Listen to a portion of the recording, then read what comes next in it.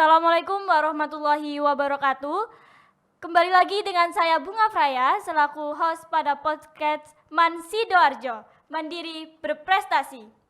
Baik teman-teman sekalian, saat ini saya sudah bersama Kak Faza yang bulan kemarin telah berhasil meraih juara 2 MTQ se-Jawa Timur ke-30. Halo Kak Faza, gimana kabarnya? Alhamdulillah sehat. Alhamdulillah sehat. Juara 2 MTQ se-Jawa Timur. Itu tentu bukan perjuangan yang mudah. Bagaimana Kak untuk mencapai titik itu? Mungkin ada seleksi, bisa diceritakan? Awalnya dulu ada MTQ Kabupaten Sidoarjo. Kemudian saya ikut di situ dan alhamdulillah waktu itu dapat juara 1. Kemudian setelah perhelatan MTQ selesai, kemudian ada pembinaan. Pembinaan itu biasanya dilakukan seleksi untuk juara 1, 2, dan 3. Karena belum tentu biasanya yang juara 1 yang akan dikirim ke provinsi, melihat perkembangan peserta sendiri gimana di pembinaan. Terus pembinaan, alhamdulillah waktu pembinaan kepilih menjadi Kafila Sidoarjo pada MTQ Provinsi Jawa Timur. Keren sekali. MTQ Sidoarjo itu lomba juga Kak? Event apa yang Kakak ikuti itu?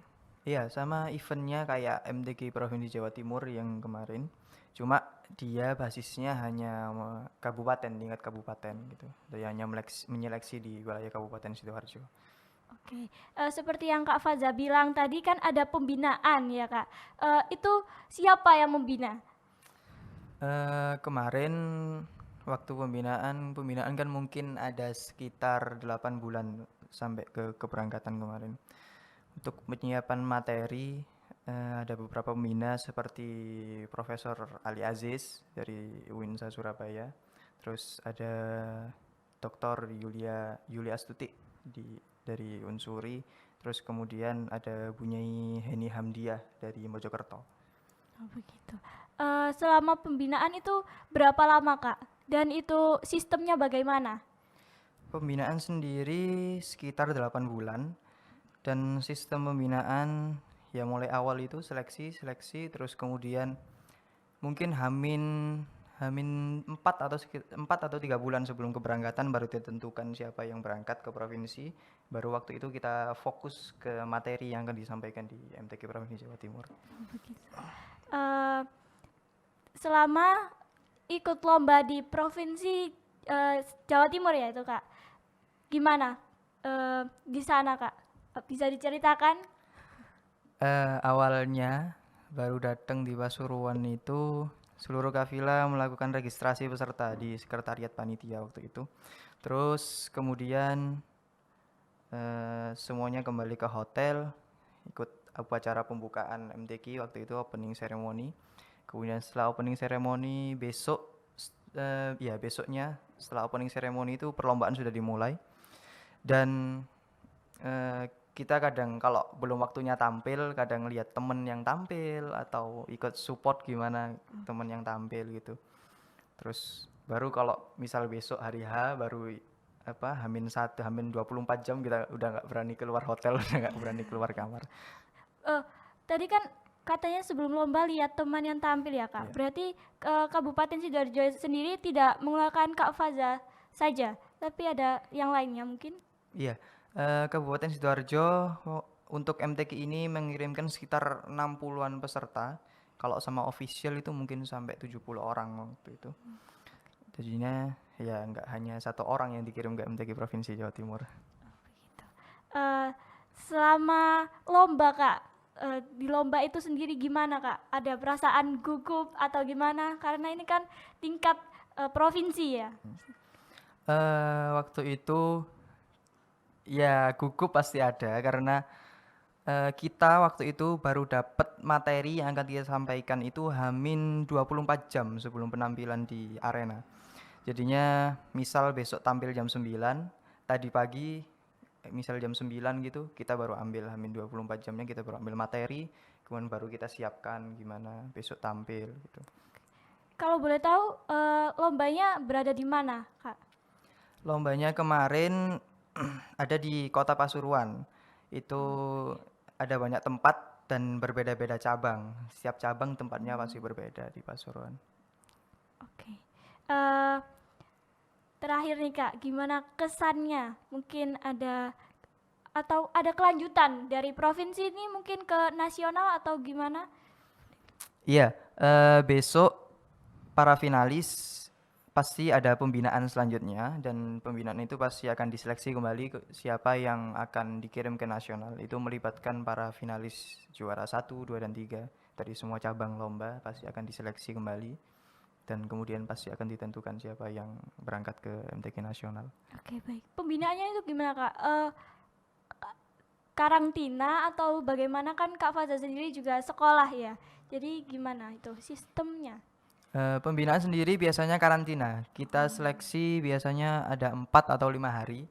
Itu kita seleksi setiap hari kita tampil nanti kemudian di hari terakhir para pembina akan ngumpul, ada rapat pleno para pembina, nanti akan ditentukan siapa yang berangkat ke MTQ nasional. Oke. Kira-kira boleh tahu nggak Kak, kapan lomba nasional ini diselenggarakan? MTQ nasional selanjutnya ini insya Allah akan dilaksanakan pada tahun 2024. Kabar-kabarnya sih akan dilaksanakan di Kota Samarinda, Kalimantan. Ini pure dibiayai sekolah atau bagaimana Kak untuk sampai terbang ke Samarinda itu? Semuanya biaya kafilah Jawa Timur, semuanya ditanggung dari Pemprov Jawa Timur, dari Kesra Jawa Timur, dari LPTQ Provinsi Jawa Timur. Mungkin nanti official baru ada dari, mungkin biasanya ada dari Kemenak Provinsi Jawa Timur. Oke, mungkin buat teman-teman yang ingin mengikuti jejak Kak Faza ini, ada tips nggak Kak buat menjadi seorang juara MTQ? Tipsnya, semua keberhasilan itu pasti akan terwujud kalau kita mampu continue, semuanya mampu istiqomah, karena nggak akan terwujud kalau kita hanya sekedar latihan tapi cuma ya kadang latihan kadang enggak, itu yang nggak mungkin akan terjadi.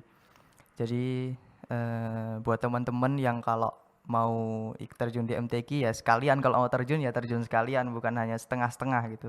Harus konsisten gitu ya Kak? Harus konsisten. Oke. Betul. Kalau boleh tahu Kak Faza ini masuk ke dunia MTQ ini dari kelas berapa? Mulai MTQ itu dari kelas 3 SD.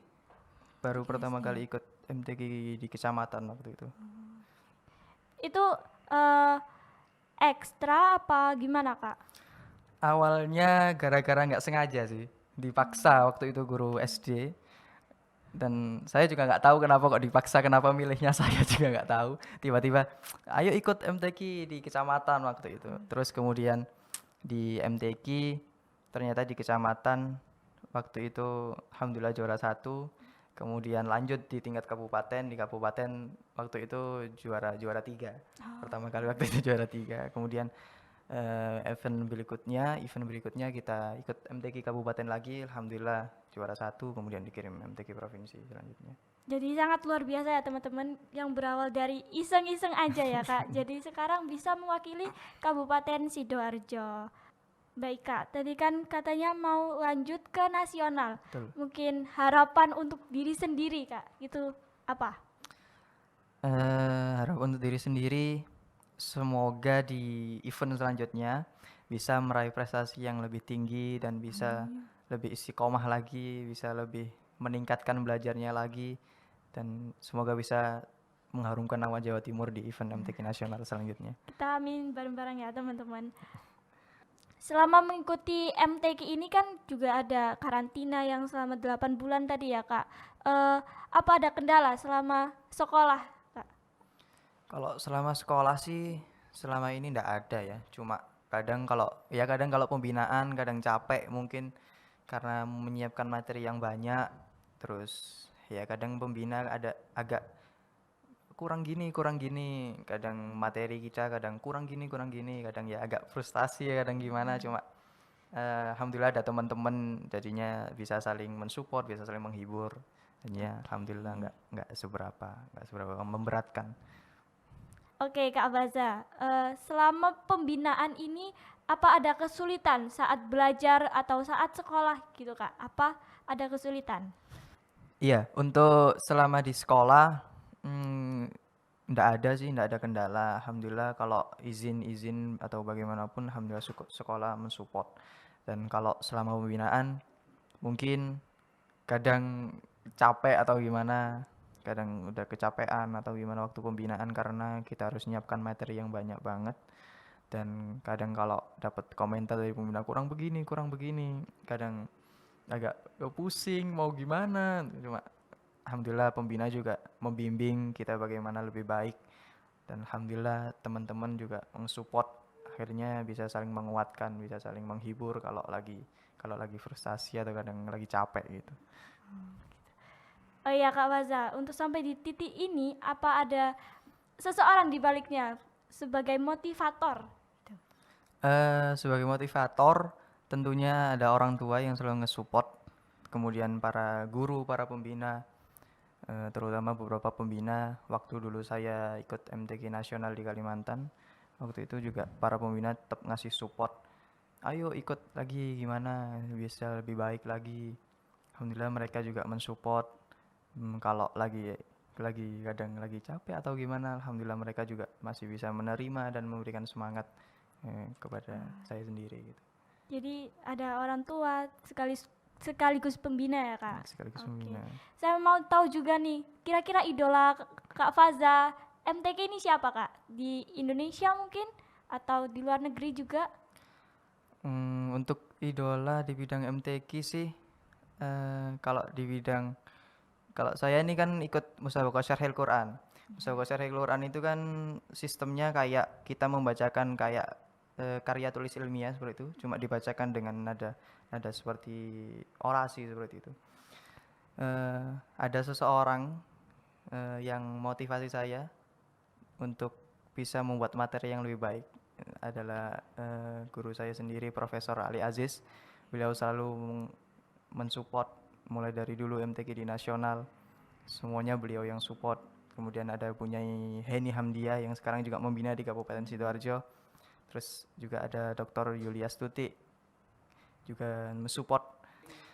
Untuk tilawahnya sendiri, saya lebih ngiblat ke beberapa qori di negara Mesir, seperti qori Syekh Mustafa Ismail, kadang Syekh Raghib Mustafa Golwas, dan yang lain-lain. Oke, begitu ya Kak. Mungkin ada harapan Kak dari pihak sekolah atau diri sendiri gitu. Apa harapannya? Iya, harapannya sendiri tetap memohon doa para guru-guru di MAN Sidoarjo ini dan para teman-teman, semoga pada seleksi besok untuk kafilah Jawa Timur siapa yang mengikuti di MTQ nasional, semoga saya masih bisa menjadi kafilah Jawa Timur dan bisa mewakili Jawa Timur di perhelatan MTQ nasional di Samarinda besok. Dan semoga kalau misal terpilih di Samarinda bisa mengharumkan nama Jawa Timur di event MTQ nasional di Samarinda besok. Terima kasih Kak Faza atas waktu yang disempatkan. Baik teman-teman sekalian, sangat luar biasa sekali ya Kak Faza ini yang berawal dari iseng-iseng jadi juara MTQ se-Jawa Timur dan nanti insya Allah lanjut ke nasional. Cukup sekian podcast kali ini, sampai berjumpa di edisi selanjutnya. Wassalamualaikum warahmatullahi wabarakatuh.